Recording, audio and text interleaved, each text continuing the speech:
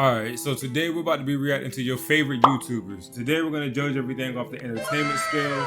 This is going to be with 3 main criteria. So we're going to judge them off of the facts. What are the facts, you may say? How can you tell something's funny? Well, you can't. You can't. It's off personal preference, and my shit might be a little bit different than yours. What do facts stand for? Funniness, attentiveness, and qualitativeness? I don't like how that sounds.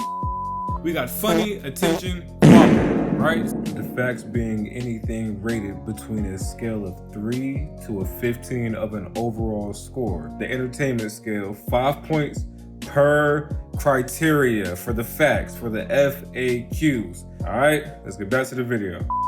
I want to say 0 to 3 is bad. 4 to 6 is average. 7 to 9 is good. 10 to 12 is very good, and 13 to 15 is elite.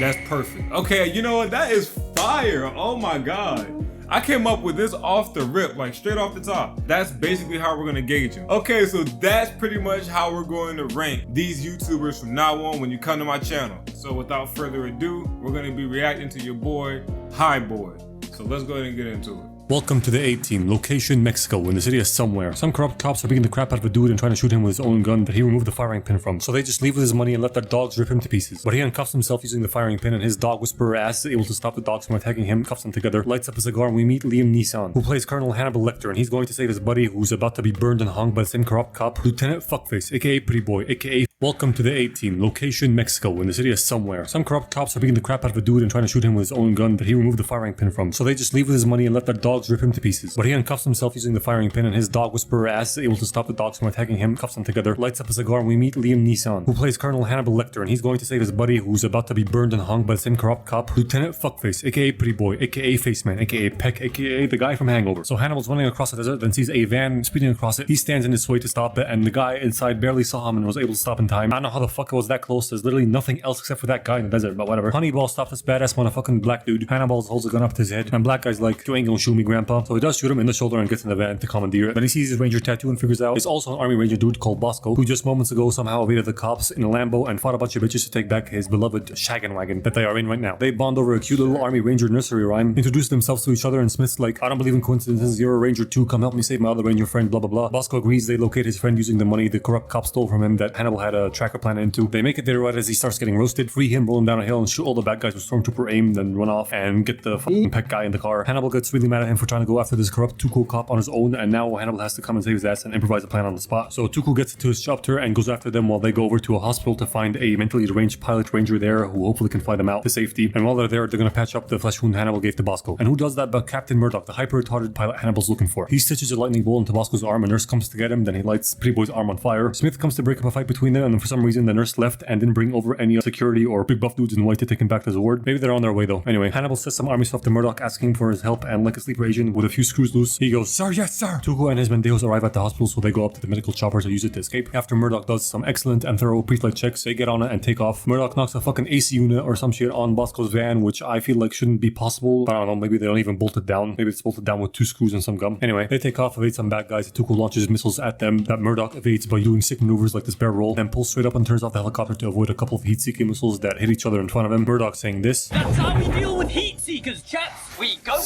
Bosco almost falls out the open door of the chopper, but Face yanks him back in and they close the door. Murdoch turns the chopper back on and they keep flying. I know army dude or missile expert or anything, but I'm pretty sure that heat-seeking missiles would still go for that chopper because it's not like it drops down to 0 Kelvin as soon as you turn it off. Maybe they overshot it with how fast this chopper slowed down. Also, why is the chopper's door fucking open, you stupid unga bunga dipshits? Whatever. Chopper's back on, more evasive maneuvers are taken, but all in the direction of the great US of A until...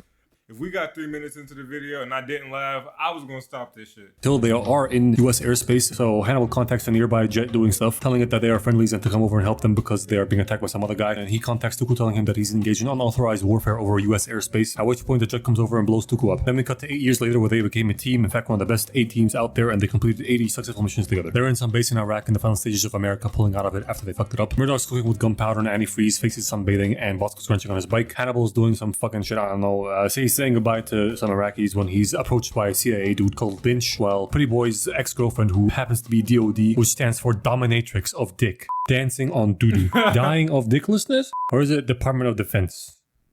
Nah, that can't be it. Anyway, she got super promoted in the military now, and here's what happens as far as I understand it, which is not very well. Some thugs have plates that you can print US dollars with, and they want to move them along with $1 billion in cash out of Baghdad in the next 30 hours. Lynch wants Hannibal and his A-team to intercept this convoy and get the plates and the money, but there's a problem where they have strict orders to stay out of Baghdad. Something Morrison, the commander of this base, who is the best buds with Hannibal, tells him that he cannot sign off on this mission because of that. Sosa, Face's ex, also warns him of not doing this mission because it's her responsibility, or else she's going to court-martial him and his team. By the way, she changes outfits, or at least the top half of her outfit, throughout the first day she's here, which I just find kind of odd. I mean, you're here for less than 30 hours to, like, I guess, get the plates yourself or stop this A-team from getting the plates, and you have 2 outfits for the same day. Whatever, people sweat, women like to be clean, who cares? Smith begs Morrison to let him do this mission because if they don't, then Black Force, this guns for hire or private protection agency, whatever thing, will take the job on with their dickhead receding hairline leader called Pike, and they'll like make a mess of it or use the plates for evil, some shit like that, and fucking Hannibal super patriotic or whatever doesn't want these plates to get into the wrong hands. So Morrison gives him this blessing to do this shit off the books, and the A-team goes off to start planning, prepping, and MacGyvering gadgets to do this mission on the down low. So their plan involves a lot of precise timing and movie bullshit, impossible stunts, and a ludicrous amount of assumptions that they can definitely take steps towards increasing the possibility of them happening, but at the end of the day are still assumptions, and I will try and refrain on commenting on them as much as I can, but no promises. Anyway, plan for this one goes a bit like this. The money and plates are going to be transported in the middle of the night on a truck in a convoy. Face latches onto the bottom of it with a big magnet by popping out of the sewers and takes out the car behind using James Bond spikes, while Bosco takes out the second car.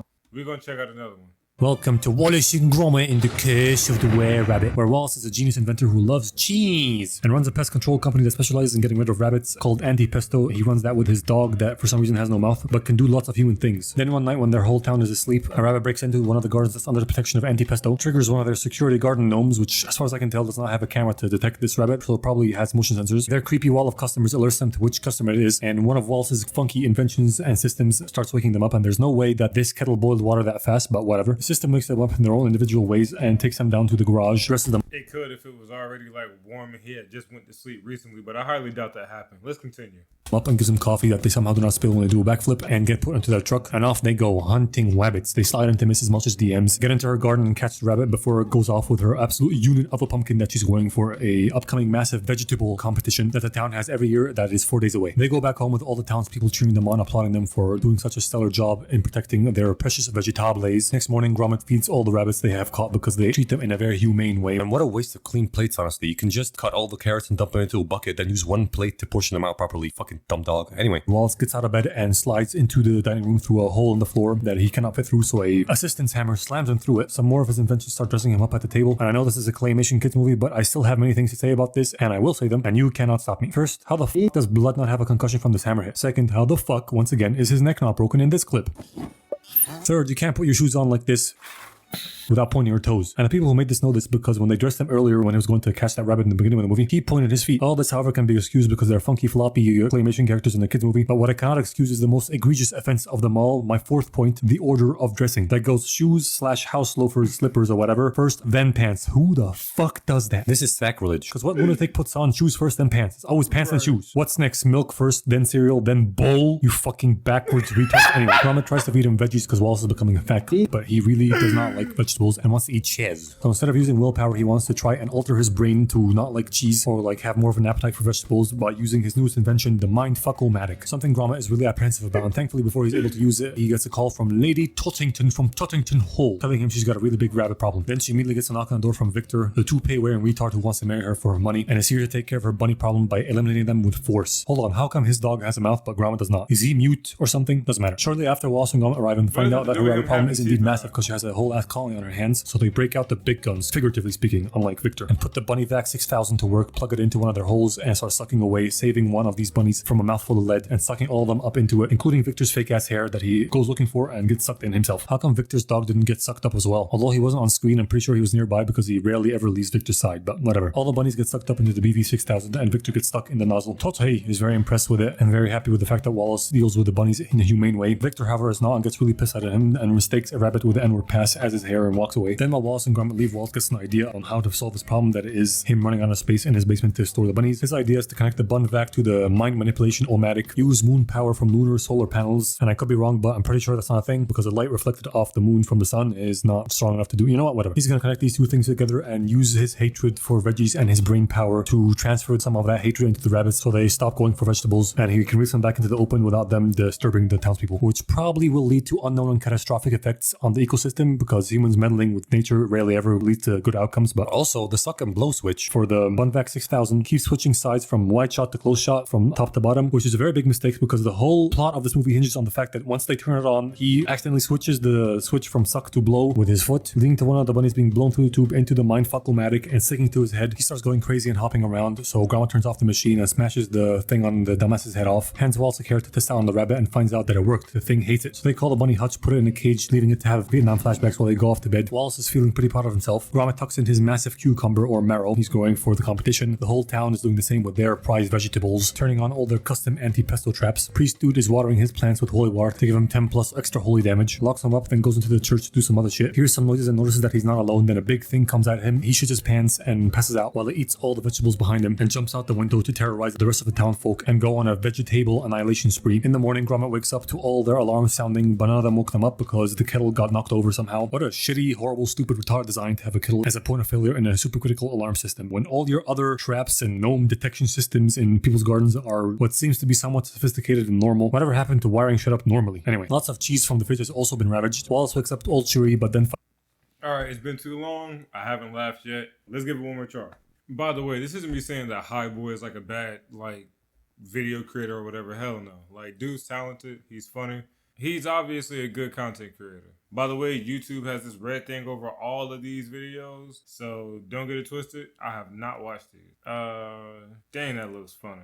That thumbnail, fuck it. Welcome to the Iron Giant, or Iron, whichever way you want to pronounce it. I feel like the people who argue about that pronunciation also have fights about whether it's pronounced GIF or GIF. These people are also known as time-wasting dipshits. So am I right now. Let me get back to the movie. Fuck, I didn't even start the movie. I gotta stop doing this sidetracking shit. A rock is falling out of space, or is it a rock? Then a guy lost at sea in a storm spots it falling from the earth and crashes into a lighthouse, or does he crash into a lighthouse? Ooh. He then gets washed away to an actual lighthouse. Then we pan over to him in a small town diner where the sailor dude is telling people about what he saw and the sea, and he called the government about it, and nobody believes him. However, Goatee Dean and main character Cho'Gath the kid overheard him, and Cho'Gath believes the nutjob. Then Dean's dick turns into a squirrel and he lets it loose on the diner. And later that night, Cho'Gath's mom, who works at the diner, is going to be late because she's working, which means that he will reign supreme over their house and do whatever he wants. So while he eats diabetes fuel and watches Martin score scary movies, the TV shits the bed. So the brave little lad climbs up to the roof to see what's up with the antenna and finds it gone. He also notices massive tracks and broken shit all over the property. Now this, coupled with the fact that I know that the giant likes to eat metal and he ate the antenna probably, makes me ask how the fuck the kid didn't hear him. And I know what you're gonna say, I know. He did hear something that he was gonna go and check. Who's that? But it is not nearly as loud as it's supposed to be, because we will hear later how fucking loud and shitty at stealth this fucker is. Anyway, the kid gears up and armed with a BB gun that will destroy the torch that is attached to it if that trigger is pulled. Dipshit child. He sets off into the night to follow the trail until he finds this electrical grid power station thing that a big iron giant starts munching on until it touches the wrong thing and starts getting zippity zappity boobity bobbity. And Cho'Gath starts feeling bad for the big giant and goes to switch off the power station and alleviate his suffering. And I refuse to believe that the electrical power station has its on and off switch alone, away from any other controls, not locked away in a room, box, or even behind a fence to stop anyone from fucking with the electrical grid, even in the 1950s. This is just retarded for any time, really. Or am I wrong again here, electricians of the internet? So the kid checks out the passed out giant. The giant wakes up and freaks the kid. The kid runs away to find his mom, who was out looking for him after she could not find him at home. He tries to tell her what he saw in a panic, but she not having it. Like, shut the fuck up, kid. We're poor, and I got work tomorrow. In the car. They drive home, and Cho'Gath looks back to see the giant staring at them, and he does not say anything. I know your mom's mad, kid, but I'd say that it's pretty worth it to force her to stop and look, just to prove that you ain't talking diarrhea butthole speak out of your mouth. Also, what's stopping the giant from following them? Next, kid goes to school. Dean fucks with the mom, flirts with the mom. I'm pretty sure what the fucking happens, but later. He also picks up a scrap tractor with a bite out of it. Then we cut to government dude Kent Ainsley sent to investigate the weird happenings in this town, and he is the lead of this movie. Also, the only character other than the mom that has colored eyes. Don't know why that is, but he don't give a fuck about this town, and he thinks that people are crazy. However, one huge bite out of his preferred means of transport later is enough to convince him that bigger things are afoot here. Also, the giant eats his car in 2 bites, unnoticed, and I am clueless as to why he did it in 2 bites and how he once again got away with it quietly. And from now on, I'm gonna try my hardest to ignore questioning how this evidently incredibly loud robot does shit quietly throughout this whole movie. I'm gonna try my best, no promises though. Moving on to Cho'Gath, who's trying to lure in the giant with a tiny piece of metal so he can take a picture of him, but it takes too long. He takes a selfie and falls asleep, then wakes up with the giant right behind him, so he runs away scared for his his life, loses the camera in between shots, and then finally gets stopped by a tree branch. The giant pops a squat right next to him and shows him the shut off switch. So Cho'Gath figures that he's friendly, like, damn, I didn't know he would chill like that. That guy's so sick. He tries to communicate with him and teaches him some English, and decides to not tell the authorities or anyone about the giant because Americans tend to be a little bit gun-ho whenever they see something they don't understand or isn't deep fried. And he tells him to stay in the woods because it's getting dark and he has to go home because his mom's gonna get worried. But retard giant does not understand shit, and he keeps trying to follow him home, and then he tries to eat some train tracks right as the train is about to pass by. So the kid expertly communicates to him that he needs to fix the train tracks, and after the kid says, that's good enough, let's go, the giant knows that that isn't the case. That is an easy derailment right there, you dumbass hoe. And while Cho'Gath yells at him to get out the way, he's like, shush, child, this requires precision.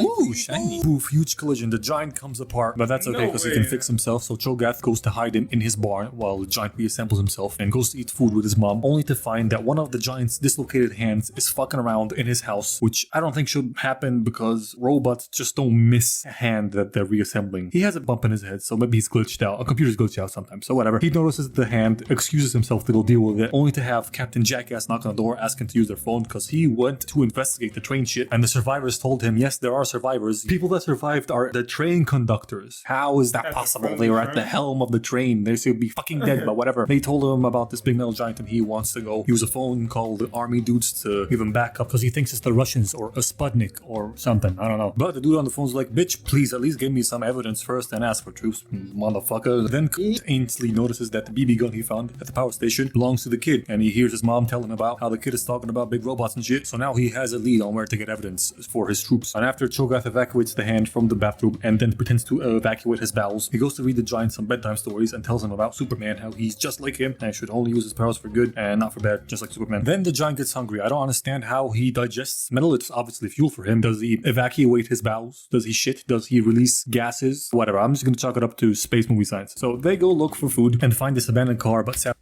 the Iron Giant, can't he fly, right? So if he has to be able to fly, and he said, does the shit he eat convert to gases, then technically, like, wouldn't that be how he expels his bowels or releases gas? Sadly, it gets towed away by Dean to his scrapyard, but Cho'Gath knows that when life gives you shit, you make Kool-Aid, and figures out that the scrapyard is basically like an open buffet for the giant. So they go there and he gets his nutrition on, but they make a lot of noise with this one specific car that he gets rid of.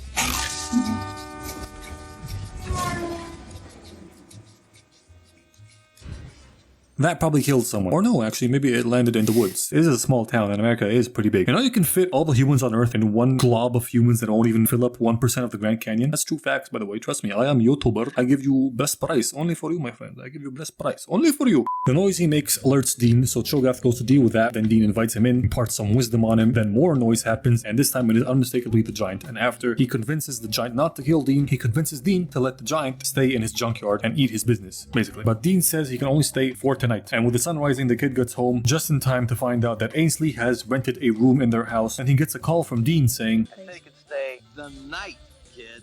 It's morning now. no, you said you could stay tonight, and technically it was the morning at the time, meaning he still has the full day to stay there, bitch. Also, how did he get his fucking phone number? Fuck, I forgot phone books existed. Never mind. He shuts the line because Detective Dickhead is turning into Detective Pain in the Ass, nagging him about big robot information that he keeps denying even exists, while Dean struggles with the giant till he uses him to make art out of his scrap, which is a hobby of his. And after Cho'Gath loses Ainsley by feeding him laxatives, he joins them to find out that they are getting along like two cakes in a urinal, so they play a bit and go to a lake where the giant cannonballs it and causes a minor natural disaster. Dean gets tsunamied over to the middle of a road and displays the biggest dick energy I have ever seen in my entire life.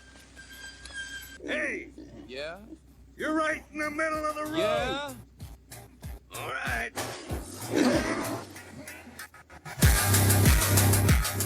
Meanwhile, Ainsley was turbo shitting and investigating till he stumbles upon Cho'Gath's lost camera in the woods where he finds proof. Alright, so funny, I give him a 3 out of 5.